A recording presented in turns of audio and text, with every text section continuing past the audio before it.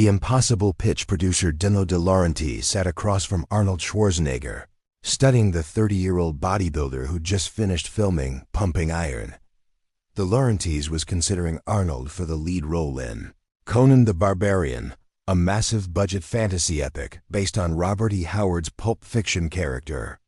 The role seemed perfect for Arnold's physique. Conan was described as physically imposing, minimally verbal, a warrior who communicated through action rather than dialogue. Arnold's thick accent and limited acting experience wouldn't be liabilities. They'd be assets for playing ancient barbarian. But De Laurentiis had concerns. Could Arnold actually act well enough to carry a major motion picture? Would audiences accept bodybuilder as leading man in serious fantasy epic? Was Arnold's physique too much? Would viewers see muscle rather than character? Arnold pitched himself with characteristic confidence. He'd studied Conan's character extensively, understood the barbarian's psychology, could deliver the physical presence Howard's stories demanded. His accent would make Conan feel foreign and otherworldly. His bodybuilding discipline proved he could commit to intensive preparation. De Laurentiis remained skeptical but intrigued. He offered Arnold the role conditionally. Arnold would have to lose 20 pounds of muscle mass. The producer believed Arnold's bodybuilding physique was too modern, too sculpted. Conan needed to look like ancient warrior, not contemporary bodybuilder. Arnold agreed immediately, though the requirement contradicted everything he'd built his identity around. Losing muscle intentionally was psychological challenge, admitting that his championship physique was wrong for something, that less could be more. The transformation, preparing for Conan, required Arnold to become something he'd never been, an actor who could fight convincingly with ancient weapons, ride horses through challenging terrain, perform his own stunts in dangerous action sequences. The sword training was particularly intensive. Arnold worked with choreographers for months, learning not just how to swing prop sword for camera, but actual sword combat techniques. His hands developed calluses from gripping sword hilts.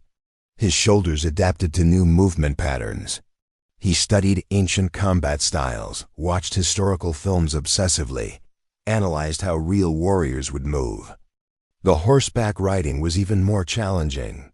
Arnold had minimal equestrian experience. Conan required extended sequences of Arnold riding horses at speed, controlling the animal while wielding weapons, looking naturally comfortable in saddle.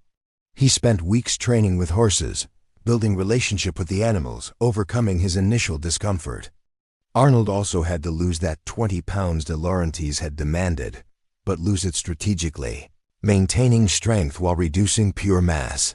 He adjusted his training from bodybuilding, maximum muscle size, to functional fitness, strength, endurance, flexibility. He ran more, lifted less heavy, focused on movement quality over muscle isolation. The physical transformation was visible. Arnold's body became leaner, more athletic, less obviously bodybuilder-like. His movement became more fluid. Years of bodybuilding had created certain rigidity that he now had to unlearn. He was literally reshaping not just his body, but his physical identity. The production hell, filming Conan the Barbarian in Spain during 1981, was grueling production that tested everyone involved. Director John Milius had epic vision requiring massive sets, practical effects, dangerous stunts, authentic ancient world aesthetic. The locations were remote Spanish countryside, harsh terrain, extreme weather conditions. Arnold spent months away from familiar Los Angeles environment, living in foreign country, working 12 to 16-hour days in physically demanding role. The action sequences were genuinely dangerous by modern standards. Arnold performed most of his own stunt sword fights with minimal safety protocols, horseback combat at high speeds, climbing sequences without obvious safety equipment. Modern film productions wouldn't permit the risks Arnold took for authentic action. One sequence involved Arnold fighting actual trained fighters, rather than typical stunt performers pulling punches. The combat was choreographed but executed with real contact. Arnold suffered bruises, cuts, minor injuries that accumulated over production. He was genuinely getting hit, genuinely fighting back, creating visceral authenticity that careful staging couldn't replicate. The emotional scenes were a different challenge. Arnold had to convey grief, rage, determination, psychological complexity through minimal dialogue. His acting technique was still developing. He couldn't rely on extensive dialogue or subtle facial expressions. Everything had to be communicated through physicality and intensity. Milius pushed Arnold constantly, demanding take after take, refusing to accept merely adequate performances. Arnold later credited Milius with teaching him actual filmmaking, rather than just being physical presence on camera. But the learning process was brutal. Arnold felt inadequate, frustrated by his acting limitations, uncertain whether he could deliver what the role required. The critical reception. May 1982. Conan the Barbarian premiered to mixed critical reception, but strong box office performance. The film earned $68 million domestically, solid success that validated De Laurentiis' risky investment. Critics were divided. Some praised the film's visual ambition, Basil Polidoris's memorable score, and Arnold's surprisingly effective performance. Others criticized the violence, pacing issues, and Arnold's limited dramatic range. But Arnold's performance was generally acknowledged as better than expected. He delivered physical presence that nobody questioned, while also conveying enough emotional depth to make Conan's sympathetic character rather than just muscle-bound killing machine. Most importantly, the film proved Arnold could carry major motion picture. Studios that had dismissed him as bodybuilding curiosity now saw potential leading man. Casting directors who'd considered Arnold only for bit parts started seeing him for starring roles.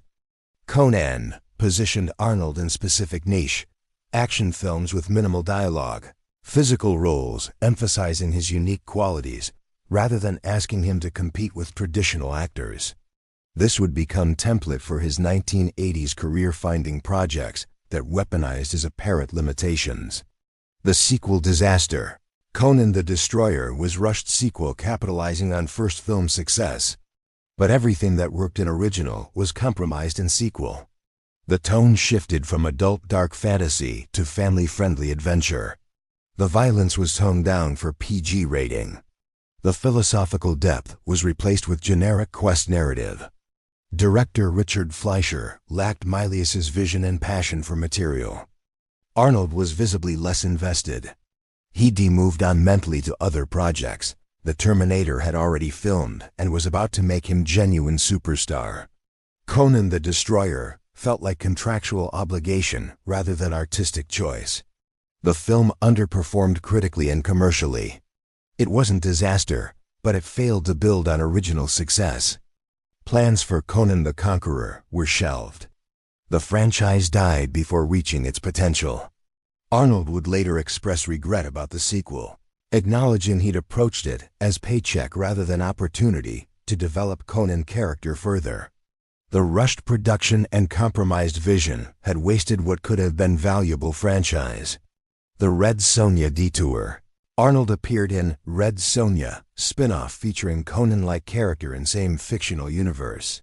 Technically, Arnold wasn't playing Conan. Rights issues prevented use of the name, but the character was essentially Conan in everything but name. The film was disaster. Brigitte Nielsen as Red Sonja couldn't carry the lead role. Arnold was relegated to supporting character.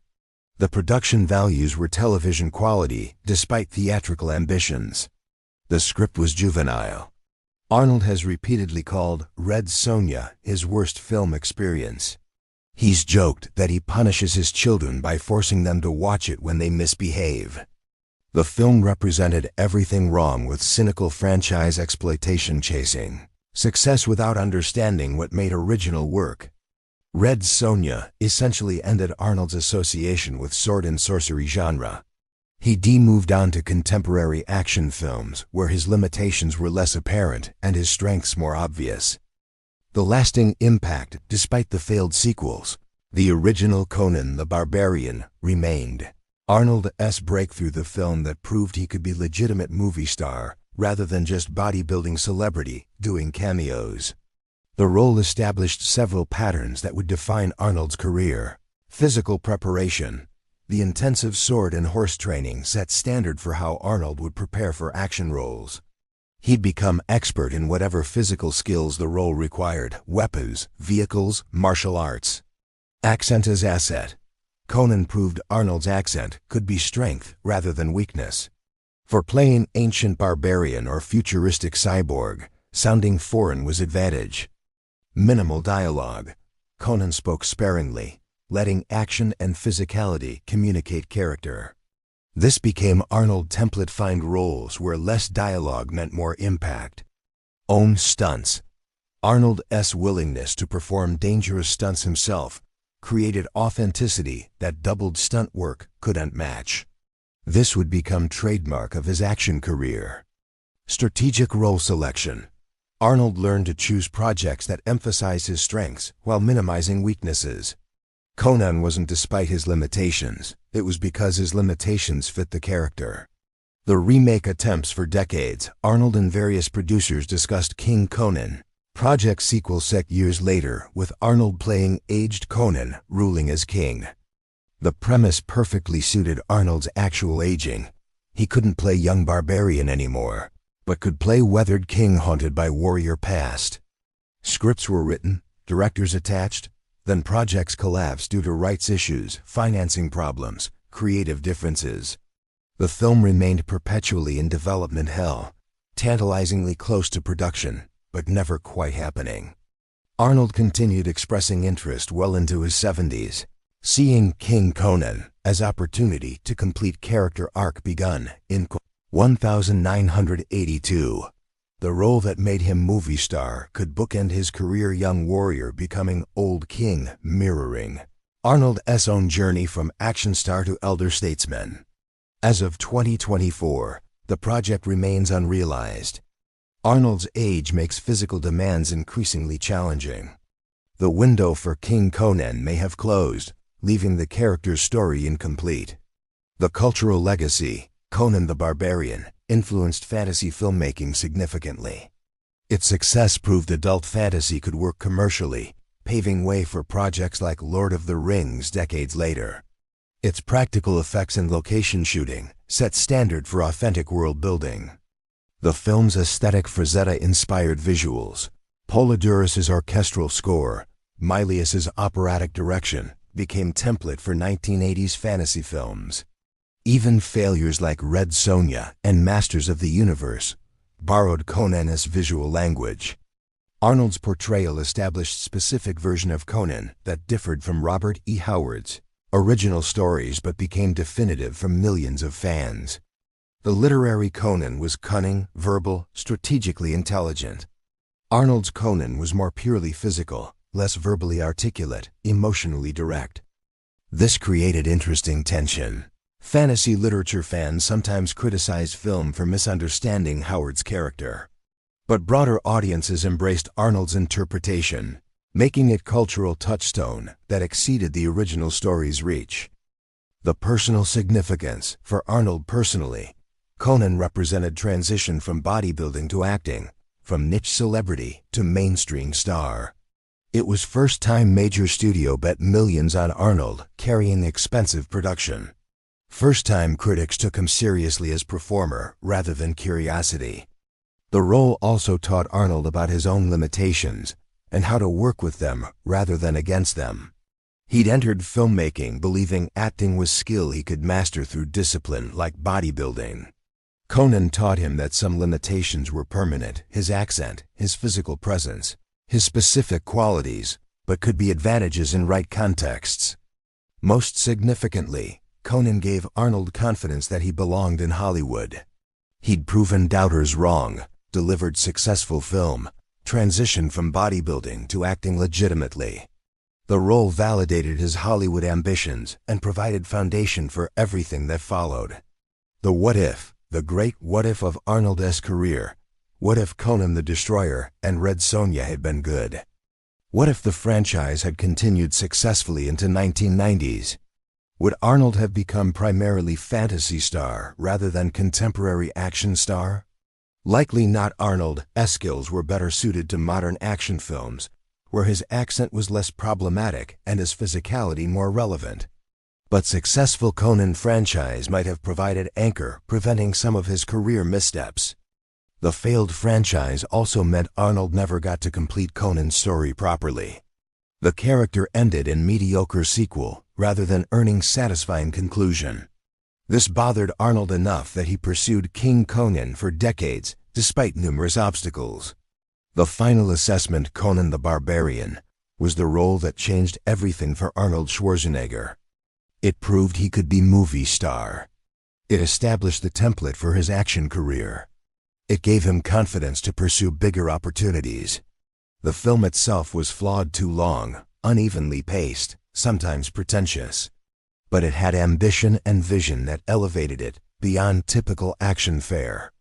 Milius treated pulp fantasy seriously, bringing artistic sensibility to material that could have been merely commercial. Arnold's performance was limited but effective. He couldn't deliver Shakespeare, but he didn't need to.